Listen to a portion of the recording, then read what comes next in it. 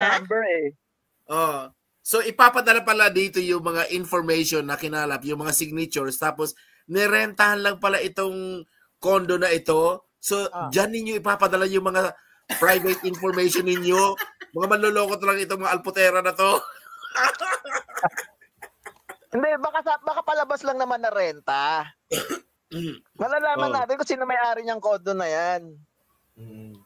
Pero bago tayo mag-continue, pabatiin muna natin si Attorney Nick. Attorney Nick, live lang niya kanina. Good evening. Of course, dito sa Team Alindog. And of course, na-miss ko kayo. Sobrang busy lang, pero pasensya na. Ayun. Anyway, kumusta sa lahat ng mga nakikinig? And excited kasi kakatapos lang ng live ko sa channel. And sabi nila sa akin, naka-live daw kayo ngayon. Very rare daw sa oras na ito na nagla-live si Mahal na Reyna. Kaya sabi ko, ay pwede ako, sige, join ako maski before dinner, bago ako mag-dinner. So sabi ko, sige, pasok ako, ganyan. Ayan. So, na-miss ko kayong lahat, of course. Thank you for this opportunity ulit. Actually, Attorney Nick, maraming nagre-request kasi nga sa mga kaganapan lately, gusto nila ang insight mo as a professional practicing lawyer. Sige, no problem. Sige. Okay lang. Are you nabasa mo ba yung yung 4 na petitions nila? Narinig ko merong petitions pero wala akong idea kung tungkol saan. May signature campaign. Yun lang alam ko, may signature campaign pero wala na akong alam kahit na about the signature. Maybe you can tell me para maka-comment ako. Okay, so ganun na nga ang gawin natin. Tawag nito. Benefit na rin ng mga hindi nakakaalam at ng mga bago pa lang sa live na to. Ayan. Okay. So, simulan natin dito. Nasaan na ba yon? Share screen and window. Ngayon, ito. Okay. Sige. So, ito yung Thai Kami Naman campaign. Okay? Ngayon, meron silang, paano ko ba ito pa lakihin? Ayun. Ay, ito pala. So, ang request nila sa Supreme Court, ito. Sabi, number 1, act on the 4 pending petitions, ito yung GRs, with deliberate urgency, considering their importance to the country and their impact on public trust. So, that's 1. Number 2, she's asking the Supreme Court to declare void any act of the office of the president or its officials that violates due process, exceeds executive authority, or ignores judicial procedures in relation to the arrest and treatment of former President Duterte. Number 3, uphold the Constitution and the independence of the judiciary and make clear that no public officials is above the law. And number 4, direct the office of the president to take all lawful steps to bring former President Duterte safely back to the Philippine jurisdiction under the protection of the Philippine law. So yan ang gusto niyang mangyari. Okay. Sino yan? Sino nagsulat na yan? Ay nako, si Chonky Lee. Bida-bida. Ngayon, what I wanted to emphasize, attorney, is this. Ang nakapirma dito, if you notice, right at the bottom, it says, respectfully, the Filipino people. So in other words, this entire Thai Kami Naman campaign, nobody wants to take accountability. Okay? We just know who are pushing this campaign, sina Chonky Lee, but no one wants to take accountability. So that's basically, Sige. Okay. Alam nyo, I think I'm in the best position to talk about this because I worked sa Supreme Court before, di ba? And the letter nito is addressed to the Supreme Court justices, okay? The intention, yes. I don't know if it is addressed to the Supreme Court directly or to the justices as a body, but not necessarily the Supreme Court. Kasi magkaiba yun eh. If you address the entire Supreme Court, you're addressing the institution. But if you're addressing the justices collectively, then it's not really the Supreme Court, but the justices collectively. Okay? Medyo Kung sino man ang nagsulat, Kasi dalawa ang pwede kong sagot dyan eh. As a lawyer, then I'll be more formal. That is just a scrap of paper that can easily be ignored by the justices. Right. So yun yung formal na sagot natin as a lawyer. Okay. And as a civilian, halimbawa, I'm civilian, ang sagot ko naman dyan, stupido. Kung sino man ang gumawa niyan, stupido. Ako, hindi na ako lalayo, attorney eh. Attorney, hindi na ako lalayo kasi sinagot na ni BP Sara dun sa interview. Talaga? Sinagot na niya? Wala yung hindi yan makaka-apekto sa kaso. Yun na sabi niya. Kasi ganito, as a lawyer, okay, alam nyo, kung yan ang hinaing nila, di ba yun na rin ang sinasabi ng mga petitions? Kaya nga nagkaroon na ng format na final na certiorari. Yeah. May mga arguments na doon. So why do you have to repeat the same arguments? Exactly. Secondly, why do you command the justices to go beyond their jurisdiction? Kasi ang jurisdiction ng court is to make a decision on the petition. Hindi yung mag-separate letter ka, magsusumamo ka na parang tatakbo ka sa isang hari or isang emperador at hihingi ka ng ganito. Kaya sabi ko, stupid yun. Kasi bakit ganito? That's not even extra legal eh. That's just parang pumunta ka sa principal's office nas nagreklamo ka. Katangahan. Okay. Tapos, para sabihin mo pa na at saka ano magagawa ng justices? Kasi the justices will only act on a petition filed and that's under Rule 65 ng Rules of Court. Hindi mag-a-act ang justices either collectively or as an institution based on a letter. Tapos yung letter pa, saan mo i-address yun? Sino yung nagsulat? Kaya ka nga, pagka nagpa-file ka nga ng petition sa certiorari, sasabihin mo kung anong name mo, yung petitioner, sasabihin mo yung inyong mga details on yourself. Dito, very vague. The Filipino people, sino yung Filipino people na yun na tinutukoy, di ba? Attorney, sagutin mo yung ano. So meron bang weight yung mga signature campaign na kinolekta nila? Iyon, doon tayo pupunta. Walang weight yun, walang timbang. Una, diba? The petitions are now in the Supreme Court. Under the sub judice rule, hindi tayo dapat makikialam to avoid influencing the Supreme Court because we respect the Supreme Court. So dapat hindi tayo magsasalita tungkol dyan. Pangalawa, para saan yung signature campaign na yan? Anong saysay niyan? Kaya ay online or actual? Ano ngayon sasabihin ko ako nasa Supreme Court pa? Ano ngayon kung may mga sulat kayo kahit na tambak-tambak ang mga folders sa mga pirma dyan. Ngayon, basura yan. Yeah. Kaya sabi so, singit lang ako, Attorney Nick. Ito may tanong ako. Kasi, dun sa dokumento nila o hal-hal nila, ano sabi MNR? We urge the Supreme Court to urgently act. You cannot urge. Ang sabi nga ni Attorney Nick, ang sabi nga ni Attorney Valera, 4 of those petitions are already being heard by the Supreme Court.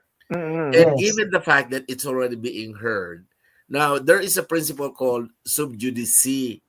Kaya these petitions or this letter by Chonky Lee would not matter. So that's one line of thought. Now, I was also listening to the live earlier by Attorney Trixie Cruz, and what she was saying is that it is also very possible for the Supreme Court to respond to the letter that would be sent by Chonky Lee, given the fact that there were, nag-cite si Attorney Trixie ng dalawang cases, the case between Estelito Mendoza and the flight stewardess, where there was already a decision by the Supreme Court on the stewardess case, right?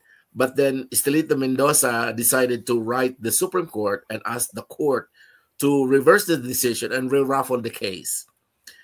So, indeed, the Supreme Court responded to that letter by Estelito Mendoza, and indeed the case was re-raffled, right?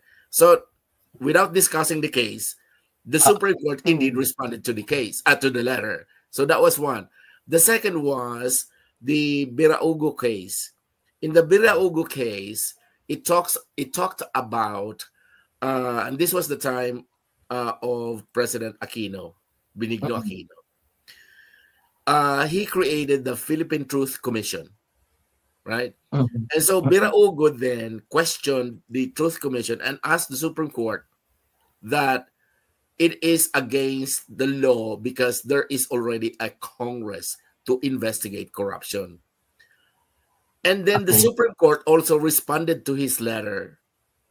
And what the Supreme Court did is they ruled, or it ruled against the Truth Commission and then invalidated the executive order by the president. So basically what I'm saying is that according to Tracy Angeles, you know, those two cases, the Supreme Court responded. And so therefore, there's a good possibility for the Supreme Court to respond to the letter in case Chonky Lee sends the letter to the Supreme Court. So that was the position.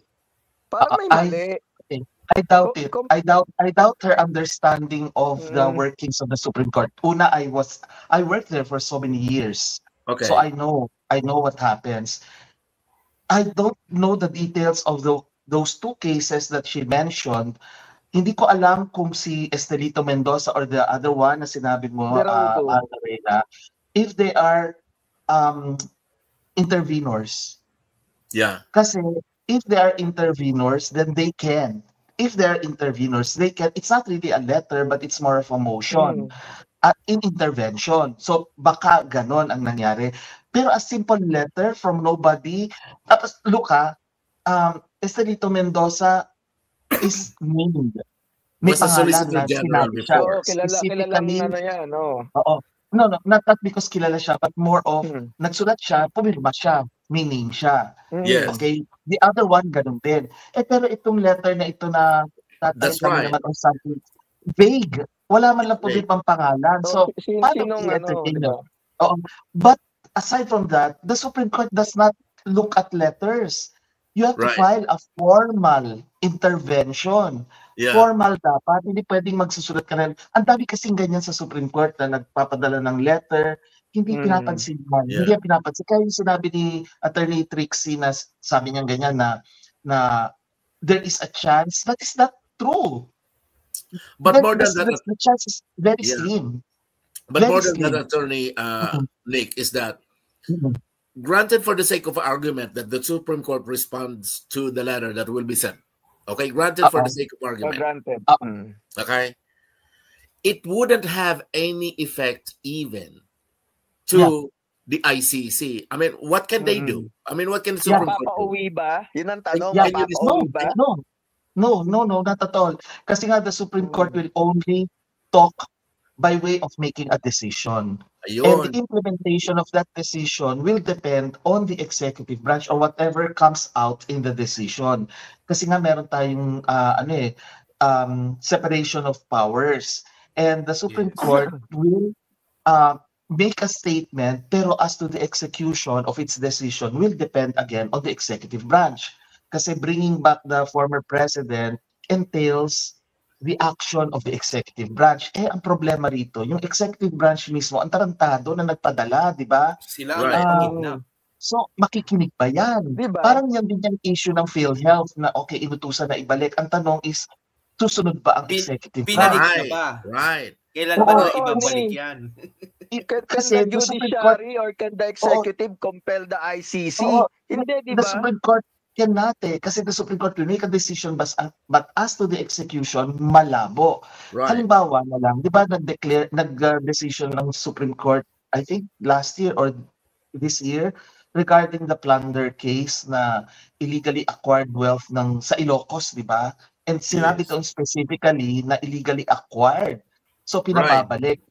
Sino ba mag-execute doon? Di ba executive branch? Tapos pamilya pa mismo ng Marcos, sila nga sinabi nag-plunder. So ang tanong, today, na-execute na ba? Binalik na ba yung property May resulta na ba? May resulta na ba? Di ba quiet ang media? Kasi kontrolado din nila ang media, so walang nagsasabi sa media kung na-execute yon. So that's how the Supreme Court will make a decision. The Supreme Court will not look at a simple letter, lalo na unnamed letter unless intervention yan. Right. So, hindi pwedeng basta mag-ano. Kaya yung sinasabi ni Trixie, hindi ako, mali eh. I don't agree with her on that point. Right. Yeah. I don't agree. Attorney Nick. Yeah. Yes. I guess we can make a conclusion at this point. Meaning, yes. what Chongkili is doing is performative, really. Yeah. Right? She is trying to influence the court, which is wrong. Do not influence the court. Which means, what I'm saying is that it's just nothing more than an act, a drama, a performer. Nagdadrama lang. Sarsuela lang siya. Bida-bida. Which means, Bida-bida. which means that this signature campaign is truly a social engineering. Oh yeah, yeah. It is basura being maneuvered for some agenda. Other reason. Ayun. Yun talaga. Yun And yan. ang ending nito, ang matatamaan nito, ang mga Duterte. Kasi ang pinapalabas nila na parang kinukonsinti sila eh. Yes. Di ba? Yes. Like, Yes. ang mga legal team, Kinemberlu, eto sila. Ha? Ang PDP laban. Pinayagan kami. Kinemberlu. Oo, Yeah. kinonsulta kami. Ganun. Correct. Oh, Mm-mm. kukunin yung mga ID, mga passport. Yun pa, delikado. Tapos Bakit walang kukunin ng mga- liability? Yes. Bakit kukunin ng mga information na very Ay, private? oo. What for? Ito. Attorney Nick, may tanong ako. For formality, okay? Based on your professional opinion, para sa mga ganitong signature campaign at petisyon, di ba? Ano yung minimum at maximum requirement para pansinin ito ng Korte Suprema? Kung papansinin man, ha? Wala kasi basura nga eh. It's basura. It's a smear. That's the legal way by which the Supreme Court calls these things eh. It's a mere scrap of paper. Sa Tagalog, sa A masa, complete sa waste of layman, time. basura ang tawag dyan. Basura. Hindi na pinapansin. Ang May mahirap dito. question ulit ako. Sige. Attorney Nick, pasensya na, pero may question Okay. din ako. Kasi after this live sigurado, babasagin ka niyan. For the benefit of flash Care ko. photography. Teka, sisingit ako. Care ko. Matagal na akong basag. Care ko. Basag na! Can you Matagal na. can you introduce yourself formally as a professional? Me? I will introduce myself. I don't have to. I'm known already. Good answer. Kayo, attorney, Diba? kayo po ba ay practicing lawyer dito sa Pilipinas, Attorney Nick? Yes, I am. I have not been disbarred or suspended. So yes, I am. Siyempre, hindi ka bar Taray talaga!